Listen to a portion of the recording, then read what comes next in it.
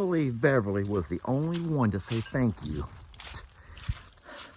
All of the work me and Jamie are putting in to prep for these little ones, and Beverly's the only one to say thank you, Daddy. Did y'all hear her? Wasn't that sweet? So I've come up to Longhorn Lester's to start prepping everything for our winter blast. And these guys over here are just hanging out at the driveway, enjoying a nice meal of hay.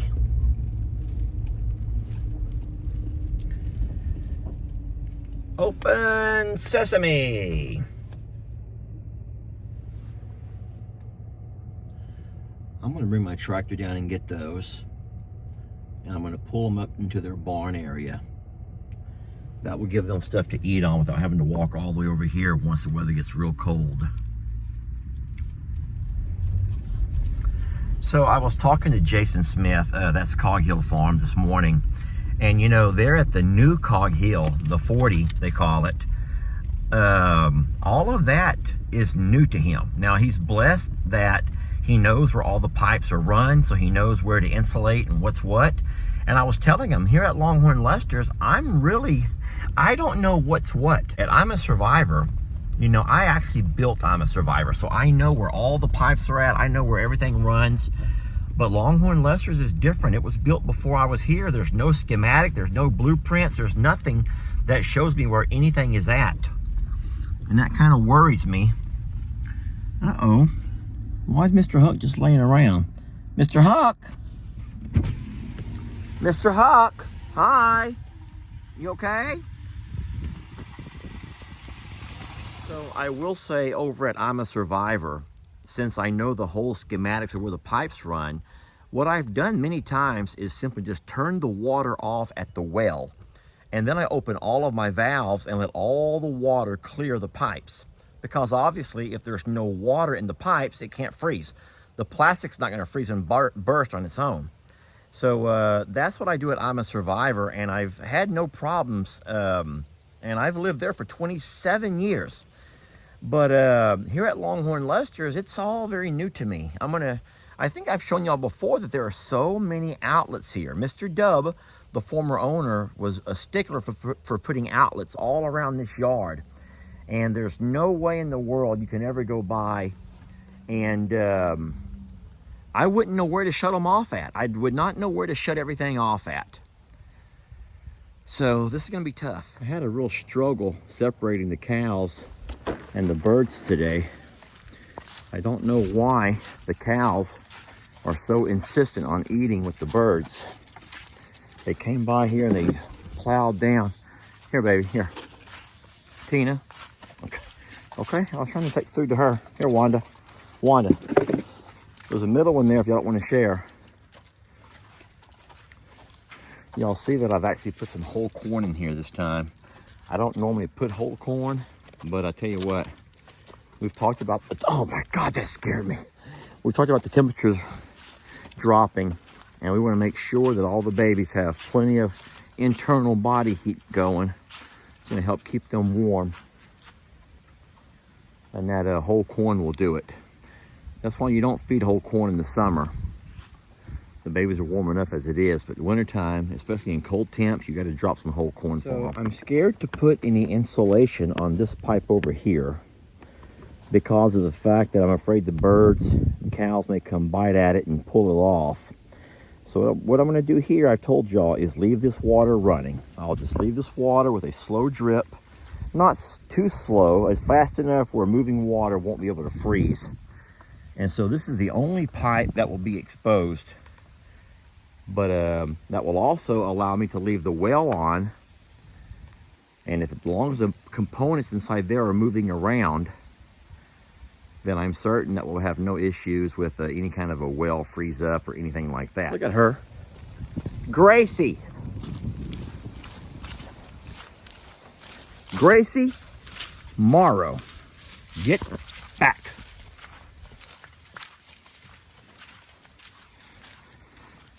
Look, she has food right there in the grass. She just wants to eat them mealworms for some reason. These birds better hurry up. I can't stand here all day.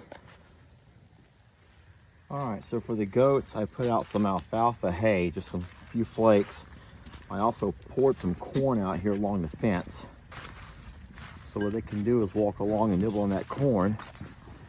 Some will eat the alfalfa, and they'll actually switch back and forth. But I don't want to give them any kind of grains necessarily that's going to bloat them. But this corn, this alfalfa, will fill their bellies. And that will be what we need to keep them nice and warm on the inside. And I'll show you what we've done over here in the little Wacky Pack shack. We have filled the floor up with 3 bales of nice soft hay that they can come inside here and get warm.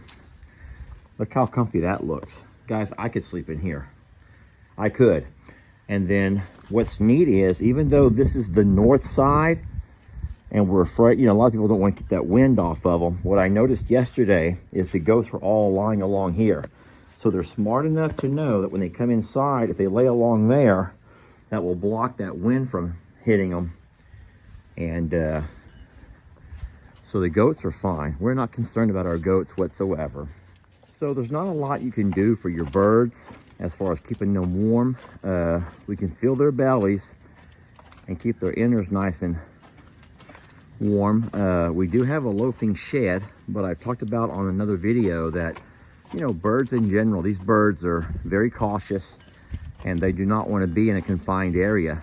So I've never seen them go inside any confined area for shelter or to get out of the elements. So what they'll probably do is find them a place to plop down here on the ground. And you can't force them, guys. In case you're wondering why I don't force them inside, then you'd be really doing more harm to their psyche. So we're gonna let them just be. And these birds have found a lot of amazing ways to adapt over the years. We know they can do very well in extreme heat and our cold. Even if we're gonna get into the teens, I think that they'll be fine. They have a really nice thick plumage, and they'll lay down on the ground and they'll put their heads under their wings and they'll be fine. All right. And now I'm sure everyone's dying to know about Beverly and Dixie and what the plan for Beverly and Dixie is going to be. So on the Facebook video, I talked a little bit about once the rain stops, and I believe all of our rain has stopped, what we're going to do is we're going to brush and dry them off good. And then we're going to put on their horsey blankets. We have their horse blankets that will go over them. You know, you can't put horse blankets on them when they're wet, because that'll in fact hold the moisture in and they can end up getting pneumonia. So once they're nice and dry, we'll put the horse blankets on them. And they have their loafing shed over here, which is nice and dry. And then Jamie wants me to get my tractor and bring their roll of hay and park it right in front of their loafing shed. So they can go inside the loafing shed, be behind the roll of hay, which will help block some of the cold wind. Oh my gosh, Kitty, why'd you do that? And they can also stay inside there and eat. Now, what we have to do is make sure that as soon as the temperature warms up enough above freezing to pull off their blankets, let them dry out. Because if a horse ends up wearing that blanket until too warm of temperatures and they start to sweat, then that sweat would be, in essence, doing the same thing as what having the moisture on them. It's going to end up getting cold again, and the blankets will actually hold in the moisture, and then they're going to be in really bad shape. Now, what they're so upset about right now is the fact I won't give them any grains. They want grains, and you already know we're under strict vet orders to leave them with nothing but coastal hay and water. And we have to do that.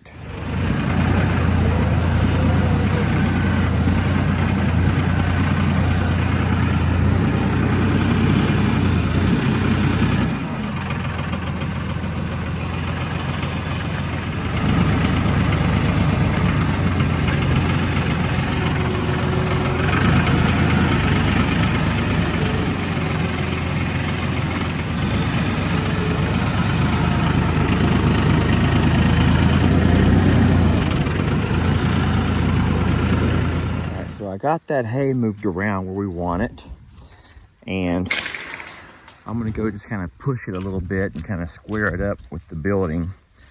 This is so that the hay can help stop the north wind and the girls can still eat on it even while standing inside their loafing shed. Well, that's just great. That is not what I wanted to do, but it still gives the horses room to come inside here. They can still stand and eat off of it. And anyway, that's the north over there. So they already have this wall against the north wind. That's kind of more of the eastern side over here. So Beverly, I'm sorry, that's not exactly what you guys wanted. But I started pushing on it, and all of a sudden it just began to tip over on me, and I couldn't stop the momentum. We were already on an incline, kind of going downhill.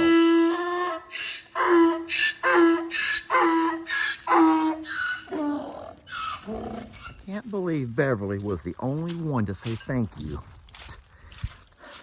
All of the work me and Jamie are putting in to prep for these little ones, and Beverly's the only one to say thank you, Daddy. Did y'all hear her? Wasn't that sweet? I love that girl. All right, so if I'm not mistaken, the way the property was run, oh boy, it's hard. If I turn this off, that is a really, let me see here. That's my bad shoulder, guys. Oh my God, Lester, Morrow, don't embarrass yourself on camera. Okay, if that valve is turned off, then that should turn this water off. Okay, yes, it does. So here's the good thing. I don't have to worry about doing any insulation on these as long as I can turn all of those off. However, my question is, I should probably stuff some insulation down in that hole just to protect the pipes that are underground there. So there's no water from this turnoff valve over to here anymore. That's good. That was smart planning. So I'm going to cut just a square big enough to sit on top of that down into there. I'll make my cut right about there. I can cut insulation. I've done this before. Got barn dominium, my friends. Give me a second. So what I'm going to do is stuff that right in there. And then I'll cover that back up, and that should be fine. I know there's another one of those things over here. I remember I had to cover it up with this blue brick because I would run over with the lawnmower and it'd almost get stuck. All right, let's see what we got here. Now this here, uh-oh, I don't feel anything. Guys, I don't feel any valves in here anywhere. They're not buried. I don't feel any valves here. Oh, there it is. Look how low it is. All right, I was able to turn that one finally. And now let's stuff my insulation in there. And then I want to make sure I can go find winch outlets that controls, because I have one over here and one over there. Now, I've never seen one of those underground things here. So I don't, and it could be buried in the leaves. All right, that does not control that one, obviously. This one is still turned on somewhere. I'll have to find that. Cross your fingers, friends. Yes, okay, good. All right, now we have the horse water turned off. We don't have any worry with anything freezing here now. That's, oh, hey, Carl. Hi. Oh, boy, you dancing for Daddy? Okay. Can I see it again? Here we go. Come on. And left and right and left and right. Hurry, Carl, we're getting people dizzy. People are going to get dizzy. They're going to be mad at Daddy. Left and right and left and right. And come on, Carl, drop it. Oh, boy. Left, right, left and right, left and right. And now he's going to kill me. Very nice, Carl. I love it. What a great dancer, buddy. All right, so what I have to do is look around and find, I got to find that cover and turn it off. I'm trying to think where it might be. Guys, I've never seen it. I've mowed over this yard. I've been all around here, and I've never seen another cover. Now, if I can't find a cover, what I can do is leave the water on a drip like about like that. And that will keep it moving, and moving water will not freeze. So I've come inside the shop, and I'm pretty sure that these over here control all the water running around the outlets that are connected to the shop. I'm going to turn these off and see what happens. So what I'm doing is just following the black pipe. It's insulated and it goes around the entire shop. But what I want to make sure is I have all of these turned off. Perfect. Let's hope that it turns this one over here off also. I may have a lot less work than what I thought. Oh no. Okay, now is that just water that's in the pipe? Is it all going to run out? Or is that... Yes, okay. Guys, we're looking good here. Look at us. Look at us. One more right here. This is the last one.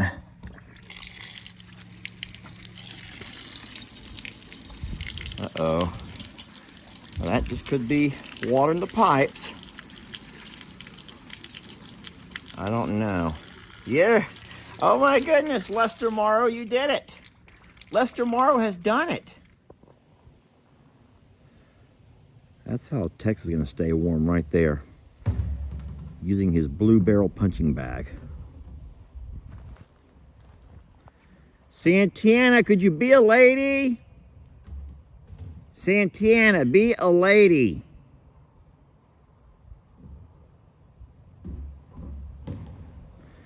I guess she's like a guy. You got an itch, you got an itch. If you got an itch, you're gonna scratch it. All right, so lots of winter prepping, but I think that we're set up now for our cold blast that's coming this way. The Arctic blast, the Siberian blast, whatever they're calling it. And we're gonna make it, guys. Longhorn Lester's is prepped and ready. And of course, as always, we'll roll with the punches. We will roll with the punches. Hey, y'all know what time it is, right? Come on, get on up. Let's do this the right way. We'll see y'all next video.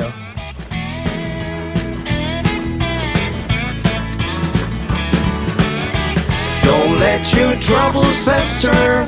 Come watch Longhorn Lester. Yeah, something like that.